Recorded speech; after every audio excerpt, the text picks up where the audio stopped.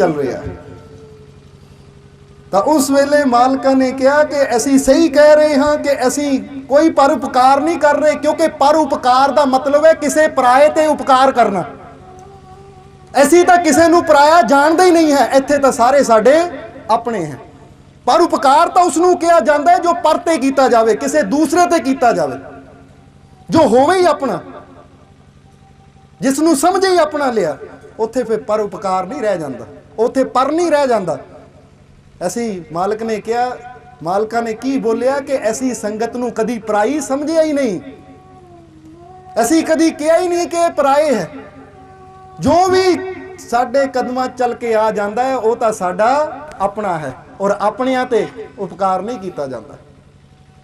जरा गौर करो सारे जी कि अपनियां दी तां संभाल की जाती है, अपनियां नाल तां प्रेम किया जाता है।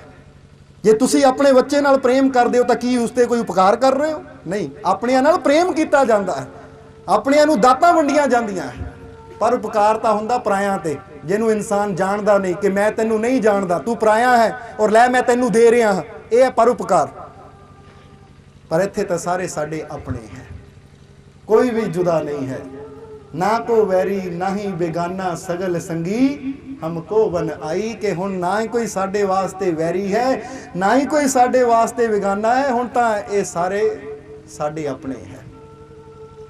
क्योंकि जिस वेले फकीर किसी नूं अपना जानता है तो फिर ही ਉਹਦੀ ਬਾਂਹ पकड़ के ਉਹਨੂੰ सारे दुखों चों कढ़ के उस मंजिल तक लै जाता है जिथे महा आनंद है, परमानंद है। जरा गौर करो, इसलिए जीव नूं ओही तार सकता है जो जीव नूं अपना जाने, जो पराया जाने। पराए ना किस नूं हमदर्दी हुंदी है, कोई पराया होवे दुखी है, तुहानूं की मतलब, तुहानूं कदों दुख होएगा जदों कोई अपना दुखी होएगा। किसी का बेटा बीमार है तुहानूं कोई फर्क नहीं पेगा, पर जदों अपना बेटा बीमार है तो फिर फर्क पैंदा है, फिर रात नूं नींद नहीं आती, क्योंकि दुख उत्थे हुंदा जिथे कोई अपना होवे। जिथे पराए ही समझ लिया उत्थे दुख की। इसलिए मालका ने हर एक जीव नूं अपना जानिया, इसलिए उन्हां दे दुख अपनी झोली पवा ले। आप दुख चले, आप तकलीफां चल रही, पर जीवन नूं खुशियां वंड दित्तियां। जिद्दां बच्चा बीमार हुंदा है तो माता पिता सारी रात जाग के बच्चे की देख रेख करते हैं, क्योंकि प्रेम है बच्चे नाल। आप परेशान हो लेंदे है पर बच्चे का ख्याल रखते हैं। इसी तरह वह है पीरो मुर्शद सच्चा जो आप दुख चल लवे पर अपने जीवन नूं खुशियां वंड देवे, अपने जीवन नूं आनंद वंड देवे। इसलिए संत आए संसार में करने को उपकार। संत इस संसार के अंदर आंदे हैं उपकार करने वास्ते, झोलियां भरन वास्ते। और जो ऐसे संतां दी संगत विच जांदा है ਉਹਦੇ बारे लिखिया है, संत शरण में जो गए सो पाए करतार। ऐसे सच्चे संतां दी शरण विच ही जो चल के चला जाता है या सतसंगत विच जो बैठ जाता है ਉਹਦੇ वास्ते ही वो करतार दा द्वार, वो करतार दा प्रभु दा दरवाजा खुलदा है। इसलिए अगर करतार नूं पाना है, निरंकार नूं पाना है, उस प्रभु नूं पाना है तो जरूरी है सब तो पहला संतां दी शरण विच जाना, संतां दी संगत विच जाना। क्योंकि सतसंगत की है और कुसंगत की है, ਇਹਦੇ बारे कबीर साहब अपनी वाणी च लिखते हैं, कुसंग सूका लकड़ा छाओ बिहूणा शूल, सतसंगत पीपल भजो सब सुखों का मूल। कबीर साहब कहते कुसंगत तो एक सुक्की लकड़ की तरह है। एक सुक्का पेड़ खड़ा है ना उसकी कोई छां हुंदी है तो सिवाए सड़न तो, सिवाए राख होने तो वो होर किसी काम नहीं आता। जरा गौर करो। और जिहड़ी सतसंगत है वो किहदी तरह है, वो एक पिपल की तरह है, क्योंकि पेड़ां चों श्रोमणी पिपल नूं मन्निया जाता है, इस करके पिपल की पूजा भी हुंदी है। पिपल के उपर देवतियां का वास मन्निया जाता है, क्योंकि पतझड़ विच बाकी पेड़ों के पत्ते झड़ जाते हैं, पर पिपल के पत्ते जरा देखो गौर करो, झड़ते जरूर है पर वो सदा फिर भी हरा भरा ही लगता है कि हर वेले। इसी तरह कबीर साहब कहते सत संगत भी ऐसी है जो दिन रात 24 घंटे इंसान का भला ही करती है। जो पिपल की शरण में आ गया उन्होंने ठंडी छां मिलती है, ताजी हवा मिलती है। इसी तरह जो संतां की संगत अंदर आ गया उसकी आत्मा नूं भी ठंडक मिल जाती है और उन्होंने भी परमात्मा के ज्ञान दियां ताज़ियां ताज़ियां ठंडियां ठंडियां हवावां मिलदियां हैं, जिन्हां नाल इंसान की जिंदगी, इंसान का जीवन सफल हो जाता है। इसलिए उन्होंने कहा कुसंग सूखा लकड़ा छाओं बिहूणा शूल, सत संगत पीपल भजो सब सुखों का मूल। के सत संगत सारे सुखों का मूल है। मूल जानी जड़। अगर सुख नूं प्राप्त करना है, जिंदगी नूं आनंदमय बनाना है, तो फिर सतसंगत अंदर आ जाओ। सारे सुखों का मूल है। जिन्हें मूल नूं पकड़ लिया, जड़ नूं पकड़ लिया, फिर उन्होंने होर कुछ पकड़न की जरूरत नहीं, क्योंकि जड़ दे विचों ही सब कुछ निकलता है।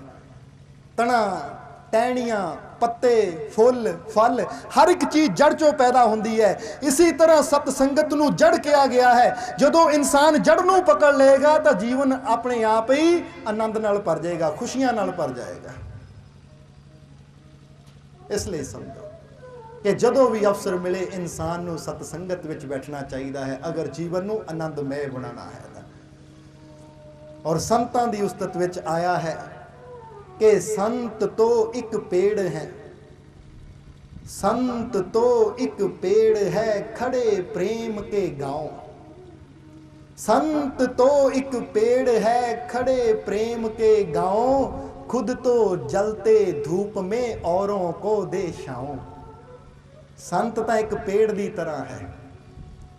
जिस तरह पेड़ इस पृथ्वी दे विच जड़ा फैलांदा है, पृथ्वी ते खड़ा है, पर संत वो प्रेम की भूमि ते खड़े हैं, क्योंकि उन्हां कोल सिवाए प्रेम तो और कुछ नहीं है। जे दुश्मन भी चल के उन्हां दे कोल आ जावे तो वह भी प्रेम ही पांदा है, वह भी प्रेम ही लुटदा है, प्रेम ही लैंदा है। जरा गौर करो सारे जी। साईं बुल्ले शाह रात दे समय इबादत कर रहे सी। जात दे सैयद सी, जात दे सैयद। मुसलमानां चों सब तो उच्ची जात सैयद जात गिनी जाती है। जिसले बुल्ले शाह ने पैरी घुंघरू पाले मुरशद नूं मनाण वास्ते, तां कईयां ने मन च आया कि बुल्ले शाह साडी जात नूं कलंक ला रहा है, सैयद हो के पैरी घुंघरू पा के कंजरियां वाले काम कर रहा है। इसलिए ऐसे बुल्ले दा जिउंदे रहना मुनासिब नहीं है। ये बुल्ले नूं खत्म कर दिओ, या मार दिओ या किसी कोलों मरवा दिओ। अगर जिउंदा रहेगा तो साडी जात नूं, साडी कौम नूं कलंक लाएगा। इस करके वो मुल्ला काजियां ने मिलके एक हथियारा जो कि बड़ा खूंखार हथियारा सी, पैसे की खातर लोगों का खून कर दिंदा सी, उस हथियारे नूं मुल्ला काजियां ने बुलाया, मोहरां दी थैली उहदे अगे रखी कि बई बुल्ले शाह नाम दा एक फकीर फलानी जगह रहिंदा है, जे तू ओनू कतल कर देगा तो इहदे नालों दुगनी रकम तैनू कतल होण तो बाद देंगे। आ चक, ये पेशगी है, बाकी कम होने तो बाद। उस खुंखार कातिल ने देखा सोने दी मोहरां नाल भरी हुई थैली, वो हसिया कि इस थैली की खातर तो एक की मैं 10-15 नूं खत्म कर देवां, तुसीं चिंता ना करो। अज दी रात समझ लो बुल्ले दी आखिरी रात है, अज दी रात बुल्ले दी आखिरी रात, निश्चिंत रहो तुसीं, सवेर नूं उहदे मरण की खबर तुहाडे तक पहुंचेगी। मुल्ला काजी अपने अपने घरां नूं चले गए। इस कातिल ने थैली उठाई, अपनी जेब च पाई, रात होने का इंतजार करन लगा। जदों रात हुई तां अपनी छुरी नूं तेज कीता कि इस छुरी दे नाल ही बुल्ले शाह दा काम तमाम कर देना है। कहंदे है छुरी लैके पहुंच गया बुल्ले शाह दी कुटिया ते, जिथे बुल्ले शाह रहिंदे सी। बुल्ले शाह रहिंदे सी उस कुटिया दे सामने जदों पहुंचया, सोचा दरवाजा अंदरों बंद होएगा, पर जदों हथ लाया तो दरवाजा खुला ही सी। सोचा दरवाजा खुला ही है, मैं तो सोचा सी कुंडी लगी होएगी। तो उस वेले अंदरों आवाज आई, इंसान दे सोचण ना कुछ नहीं हुंदा, ये कुंडी असी जानबुझ के खोली है। सुन के कातिल डर गया कि अंदर कौन बैठा है। कमरे च अंधेरा सी। बुल्ले शाह ने अंदरों आवाज दी कि डर ना, जे अंधेरे दे